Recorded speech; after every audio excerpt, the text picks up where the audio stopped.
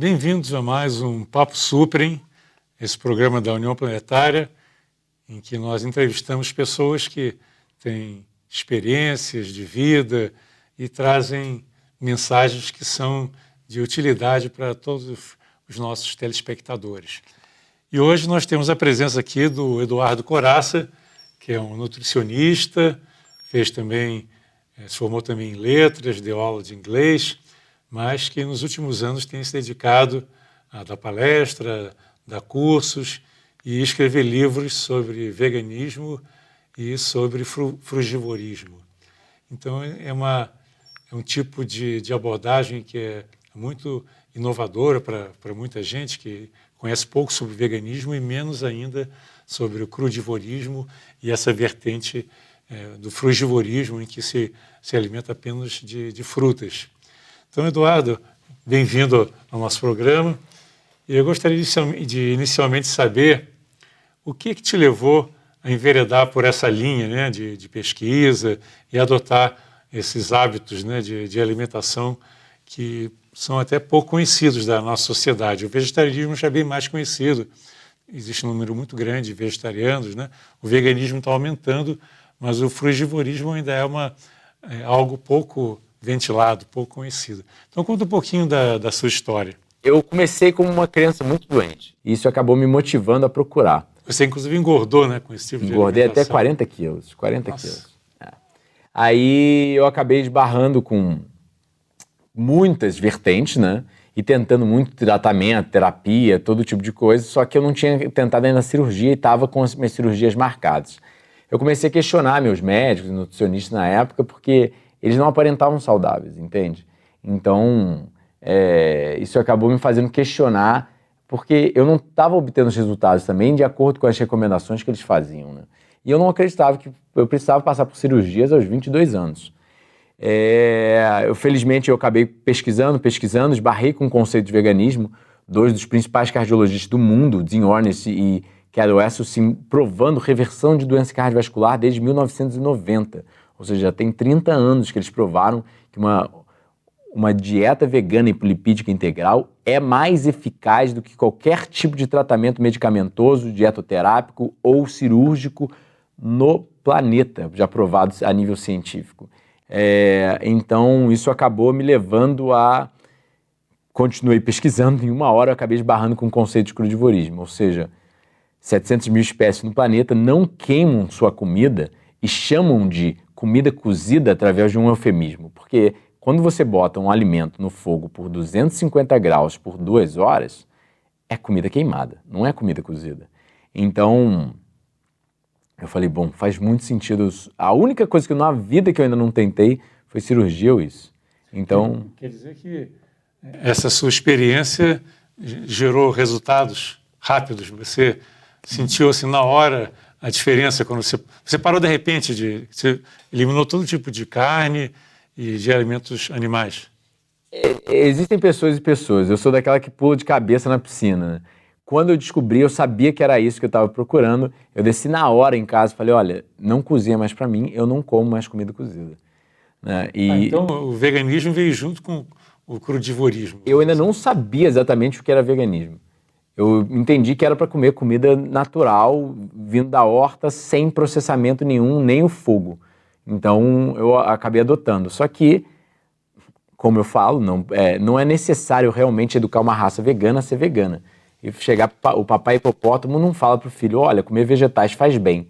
Ele já tem no código genético dele, que gera neurocircuitos, que geram os instintos do animal a buscar a alimentação natural dele.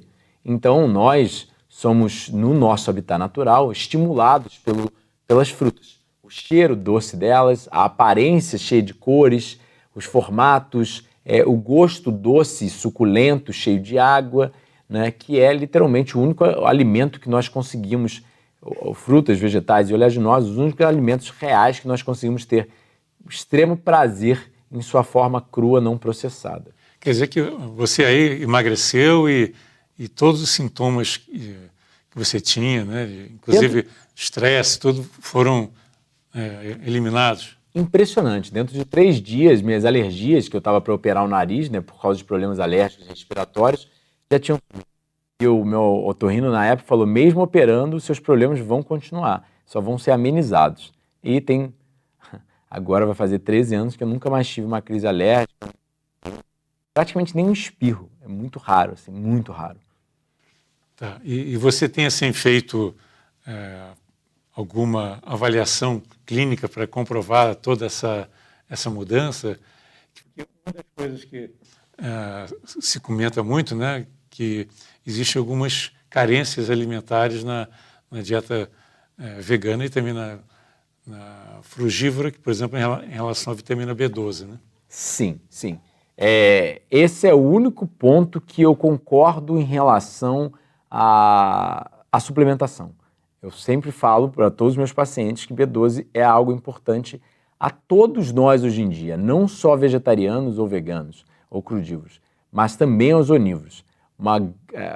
Praticamente a mesma quantidade de deficiência de B12 que nós vemos em vegetarianos e veganos, nós vemos também em onívoros, né? Mas é um problema não só de dieta, mas acredito eu, que a gente vai comprovar, de meio ambiente e estilo de vida. Por exemplo, você pega onívoros, sofrem quase tanto de deficiência de B12 quanto veganos, só que eles consomem B12. Onívoros sofrem tanto de deficiência de anemia ferropriva, anemia de ferro, por falta de ferro, do que veganos. Diabéticos, por exemplo, eles podem consumir o açúcar mais saudável que tem, de uma fruta de baixo índice glicêmico ou de uma batata doce de baixo índice glicêmico, e eles digerem, eles absorvem, mas eles não assimilam. Ou seja, eles quebram nutriente no sistema gastrointestinal, eles passam nutriente para a corrente sanguínea, mas na corrente sanguínea não conseguem interiorizar na célula, que é o processo de assimilação. Ou seja, ele está com nutriente na corrente sanguínea dele, mas ele não consegue usar. Então, não é só ingerir o nutriente, como a maior parte das pessoas acredita, mas sim assimilar. Né? Vai muito além do que as revistas de nutrição falam, assim, a mídia, etc. Acaba falando brevemente sobre nutrição. Né? E você, inclusive, tem uma chácara, né? Em que você recebe pessoas para fazer tratamentos baseados nessa dieta natural e com alimentos também frescos, né? Veganos e também frutas, né? E você já tem, as pessoas têm obtido bons resultados. Só fazer um rápido adendo. Sim, eu tenho exames, posso comprovar a nível científico que eu mantenho a melhor saúde possível, mas é só a gente olhar para o reino animal e o parâmetro de saúde real, né, que eles utilizam é o desempenho. Né? O animal, quando está saudável, ele quer viver a vida, ele está alegre, ele está feliz, ele está querendo desempenhar. Quando ele está doente, o quê? Ele perde a fome, ele está apático, quer ficar num canto, descansando. Então a gente facilmente vê isso também. Né? E em relação a, sim, eu tenho um espaço, eu sonhei muito com isso desde que eu adotei o crudivorismo há 13 anos. Na região dos lagos do Rio, né? Exatamente, em Saquarema. Eu queria sair da cidade grande, eu queria poder plantar meu alimento, dar um exemplo, né? Porque em apartamento eu tinha que jogar tudo em plástico para jogar fora. Né? Meu lixo volta todo para o solo e nutre as plantas que me nutrem de volta. Entende? Então é uma questão de um auxílio à causa animal, porque a gente acaba com plástico matando animais. A gente sabe que, por exemplo, até mesmo o mundo vegano tem que refletir em relação ao consumo de plásticos industrializados por causa de liberação de toxinas ambientais que causam inúmeros problemas de saúde, além de a questão do próprio plástico, que a gente vê os animais comendo os plásticos, e até mesmo hoje em dia o microplástico está dentro do peixe, dentro do sal de cozinha que a gente usa, que as pessoas acabam consumindo e tem plástico dentro delas. Né? Os oceanos hoje estão infestados de plástico, né? Algumas zonas do Pacífico viraram um verdadeiro mar de plástico, né? E os peixes se alimentam desse plástico, as tartarugas, os pássaros. Então, é algo terrível. Né? Felizmente está surgindo uma consciência maior em relação ao plástico, mas não em relação a todos os poluentes que existem por aí. E como você falou, as embalagens hoje são um grande problema, né? Não só o plástico, mas outros tipos de embalagem, que tem uma série de produtos industrializados que são nocivos à saúde, estão assim, indo para os lixões que contaminam o solo, que contaminam os rios, né? Então esse é um problema grave, né? Sim. Mas eu tenho 200 frutíferas em casa e lá eu consigo rodar retiros para fazer as pessoas uma imersão mesmo, né? Você elas colhe as frutas do próprio quintal, vamos dizer assim. Exatamente. Essa é uma condição ideal, né? Que você possa ser praticamente autossuficiente, né? Eu cresci de uma forma muito industrializada em apartamento sem ter contato com uma planta, sabe? Da onde sai meu alimento. Então eu acabei me motivando a poder fornecer isso para meus filhos, para meus entes queridos, sabe? Para mim mesmo, né? Ter uma coisa diferente. Então é um prazer poder colher e saber que eu estou ajudando todas as cadeias possíveis, sabe? Alimentares, ética animal, econômica, social, sabe? De poder produzir meu próprio alimento e ajudar todo o meio ambiente e a raça humana como um todo. Eu acho um dos maiores prazeres, né, da pessoa que vive junto à natureza é poder colher uma fruta do pé e comer na hora, né? Sim. Eu lembro quando eu era criança, isso era muito comum, né? Que eu vivia muito em casa quando eu era pequeno, então eu podia ir no quintal colher uma manga, colher uma fruta do conde e outros alimentos, né? E é muito gostoso isso, né? Você poder, na hora que você quer, você ir lá colher e comer, né? As crianças hoje perderam. Muitas delas nunca subiram num pé, nunca tiraram a fruta e comeram na hora, né? Sim. O que é uma perda, vamos dizer assim, né? Então nós estamos aqui, eu acho, tentando resgatar um pouco das nossas origens, né? Exatamente. E nós vamos dar agora um pequeno intervalo e na segunda parte desse programa nós vamos falar um pouco mais sobre nutrição, um pouco mais sobre toda essa polêmica, né, que existe em torno da alimentação e de saúde, porque no final tudo tem muito a ver com a saúde, não só nossa, mas também a saúde da natureza e o bem-estar dos animais. Sim. Então nós vamos dar agora um pequeno intervalo, fiquem conosco até daqui a pouco.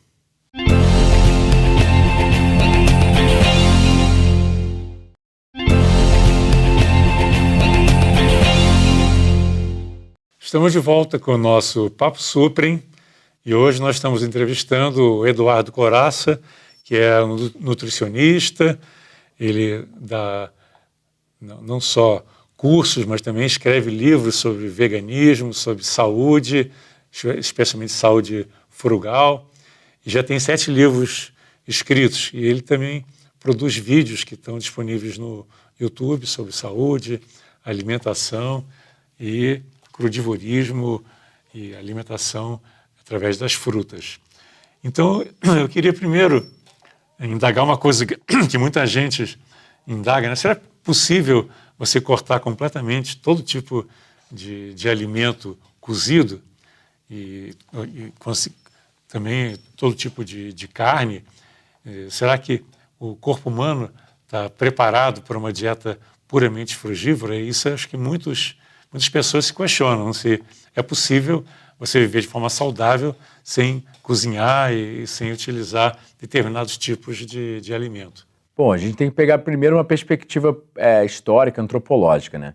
Seres humanos já habitam a Terra há 8 milhões de anos. A gente sabe que o fogo, em relação à evolução humana, é algo muito recente. E nenhum outro organismo vivo no planeta utiliza o fogo para queimar seu alimento e consumir a comida queimada, né? Então, todos os animais são frugívoros ou carnívoros, mas não... Exatamente. Todos os animais são crudívoros. 80% da natureza é crudívora vegana, né? E todos os animais que compartilham 99% do nosso material genético em média, o bonobo já 99,3%, que foi a última divisão, que compartilham a nossa anatomia, fisiologia, bioquímica, genética, comem frutos e vegetais, como base da sua dieta. E os animais carnívoros geralmente vivem menos também, né? Exatamente. Isso é uma coisa interessante. Dormem muito mais, vivem muito menos e têm anatomia, fisiologia e bioquímica idêntica, praticamente idêntica, né? Porque todos eles, por exemplo, você pode alimentar com muita gordura saturada e colesterol, eles não sofrem de aterosclerose. Você pode alimentar eles sem uma dieta sem fibra, eles não sofrem de doenças gastrointestinais, como diverticulite, câncer de cólon, hemorroidas, constipação. Já seres humanos não, são o contrário. Sofrem de aterosclerose quando alimentados com uma dieta hiperlipídica, né, rica em colesterol e gordura saturada, e sofrem de doenças relativas à falta de fibras, né? Quer dizer, a nossa anatomia não é adequada para o consumo de carne, né? por exemplo, o tamanho do intestino, né, que é muito longo comparado, por exemplo, com os animais carnívoros, né, o intestino de um felino, por exemplo, né, é curto, né, em relação ao tamanho do corpo, enquanto que o homem não. Ele se aproxima mais dos animais que são não carnívoros, né, que são vegetarianos ou veganos. Exatamente. Existe uma grande diferença entre sobreviver e prosperar. O que a gente faz hoje em dia é sobreviver, não é prosperar. Os esquimós, os Maasai têm um tempo de vida mais curto do globo. São as civilizações que vivem de carne crua e morrem em torno de 40, 50 anos com doenças cardiovasculares, câncer, etc. A gente vai para Okinawa, Vilcabamba, Bicásia, Hunza, os Adventistas do Sétimo Dia de Loma Linda, são chamadas as zonas azuis na literatura, porque elas são as mais longevas e mais saudáveis. Então a gente tem aí um bom parâmetro para ver que as civilizações que vivem mais e são mais saudáveis são sempre plant-based, não são veganas. Então, consomem, por não conhecerem de dados científicos, né, 1 a 2% de proteína animal, mas ainda assim ninguém pode alegar, ninguém pode debater isso a nível científico, que é o parâmetro mais fidedigno de saúde e longevidade, são as Blue Zones. Né? E é interessante que está saindo agora um filme, né, que mostra que grandes atletas, né, que têm um alto desempenho, melhoraram o seu desempenho depois que eles passaram por uma dieta baseada em vegetais, né? Isso é muito interessante, que a maioria das pessoas, se eu não comer muita proteína, eu vou ficar fraco, né?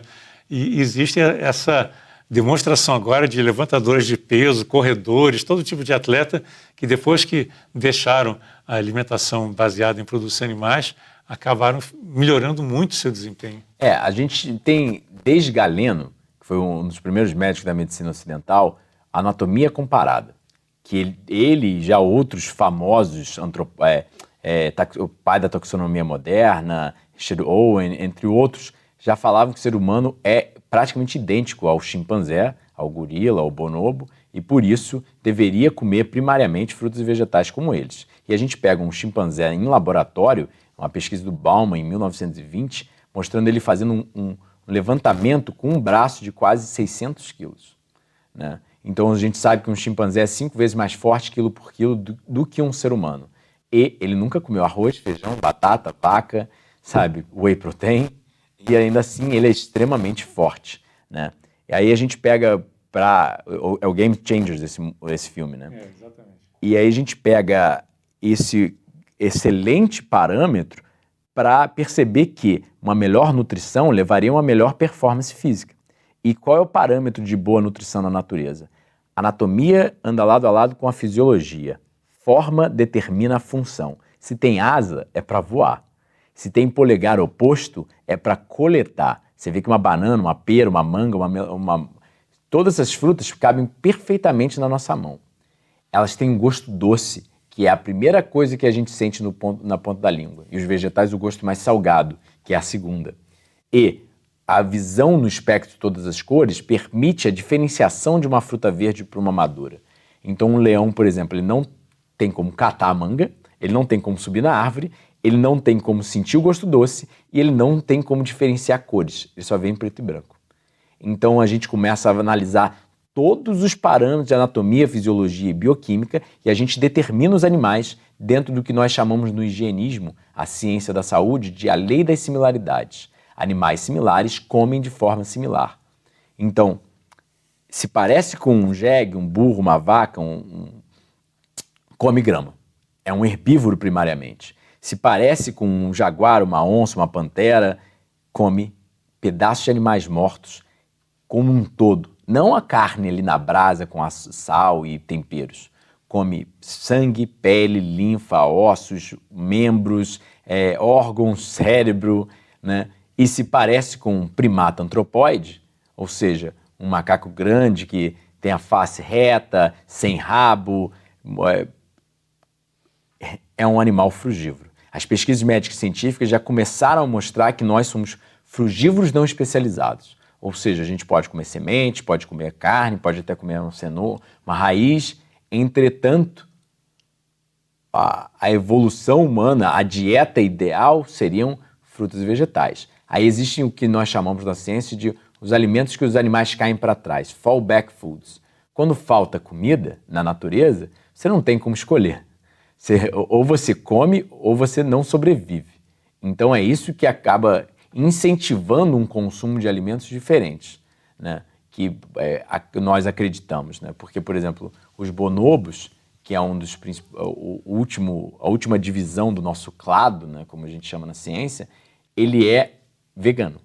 O chimpanzé, já como vive numa área um pouco mais inóspita, com menos fruta disponível e tem tribos de outros primatas perto para disputar as frutas, ele acaba às vezes matando e consumindo carne, e os cientistas acreditam que é por falta de alimentos e não por uma questão nutricional, né? A gente ainda não tem muitos dados clínicos em relação a pesquisas com frugívoros, mas temos alguns que mostram apenas benefícios fisiológicos. E a gente tem uma pesquisa muito interessante de 1930, do Prêmio Nobel, um médico chamado Paul Kolchakov, que ele mostrou que a leucocitose digestiva, ou seja, o sistema imune é ligado como se existisse um vírus, como se tivesse uma infecção acontecendo toda vez que a gente come comida cozida. E com comida crua não ocorre. Então a gente tem dados, mas ainda... Agora, o que você recomenda para uma pessoa que quer enveredar por essa linha, né? Seja por saúde ou pela compaixão pelos animais também? Qual seria o caminho? Que eu sei que você teve uma postura assim meio radical, cortou tudo de uma vez. Você acha saudável cortar todos os alimentos cozidos e de uma vez só, ou é melhor um processo gradual? Se não tem necessidade fisiológica pelo alimento ou pela substância química que você está usando, não precisa usar. Quer dizer, o corpo se adapta rapidamente, né? Porque pelo fato de consumir muita proteína, muito carboidrato, acaba que ele fica mais preguiçoso, né? E ele tem que reaprender, de certa maneira, a assimilar esses alimentos que são mais naturais, né? Nós nascemos crudívoros, mas nós nos impusemos, né? E nós nascemos frugívoros. Nós somos onívoros e comedores de comida cozida por não uma questão biológica, mas uma questão de processamento de alimentos. Agora, eu acho que um dos fatores que eu acho que é mais forte, né, que está levando muita gente ao veganismo, especialmente, né, é a compaixão pelos animais, que hoje assim, as pessoas estão tomando consciência através da mídia, né, tem muito vídeo mostrando, né, os horrores que são os matadores e a maneira como as galinhas são cuidadas nas granjas, tudo isso aí era desconhecido do grande público, né? Inclusive no passado não era tão ruim como agora. Agora a industrialização da carne tornou isso realmente uma coisa absurda, né? De maneira que esse eu acho que é um fator importante, né? Dentro dessa nova visão é a conscientização a respeito dos direitos dos animais também. Sim, são seres sencientes e merecem respeito, merecem viver da mesma forma que nós. Não é só porque a gente tem uma capacidade intelectual e capacidade anatômica de desenvolver ferramentas e de dominar o planeta que a gente tem o direito de fazer isso. É especismo, né? Você vai fazer isso com qualquer raça. Tipo, a gente teve racismo, especismo, sexismo, né? No final das contas, continua sendo o mesmo conceito, só que aplicado a uma espécie diferente, né? Mas continua sendo discriminação, continua sendo... Eu sou mais forte e eu vou te usar da forma que eu queira. Simples assim, né? Bom, nós estamos chegando ao final do nosso programa. Eu queria que você falasse um pouquinho dos seus livros, claro, para que as pessoas que estão nos assistindo possam ter mais informações. Então, comece falando desse Saúde Frugal, que é um dos primeiros livros que você escreveu, né? Sim, eu comecei a escrever livros porque eles que me mudaram. Eu acho que você perguntou como fazer a mudança. Educação. Educação é o primeiro passo para qualquer mudança. O Saúde Frugal é um livro só sobre crudivorismo. Mostra todos os dados científicos, por que nós começamos a cozinhar, por que isso é errado e detalhes científicos em relação à proteína, entre outros nutrientes. O Nutrição Vegana foi, na verdade, meu quarto livro escrito. Ele lida com todos os detalhes sobre nutrição que eu gostaria que nós, veganos, no Brasil, soubéssemos. Da onde estão vindo as pesquisas médicas científicas, os principais cientistas, os dados clínicos, né? Sabe, mostrar que, 100 gramas a mais de consumo de leite aumenta a incidência de câncer de mama numa nação em 10 vezes, entende? E o Veganismo para Mães, Pais e Bebês foi meu último livro. Todos eles são embasados com centenas a quase 1000 referências didáticas científicas, no caso do Veganismo para Mães, Pais e Bebês, mostrando nesse caso desse livro, né, o que a gente está fazendo com nossas crianças. Por exemplo, uma criança que cresce vegana tem em média 16 pontos a mais no QI. Vocês pesquisam sobre o assunto. Eu agradeço muito ao Eduardo por compartilhar o seu conhecimento, a sua experiência num assunto que é tão importante hoje, né? E que é crucial nesse momento que a Terra está sendo consumida e que o aquecimento global é uma realidade e nós precisamos de mudar nossos hábitos. E o consumo de carne hoje é o grande vilão, né? Ok.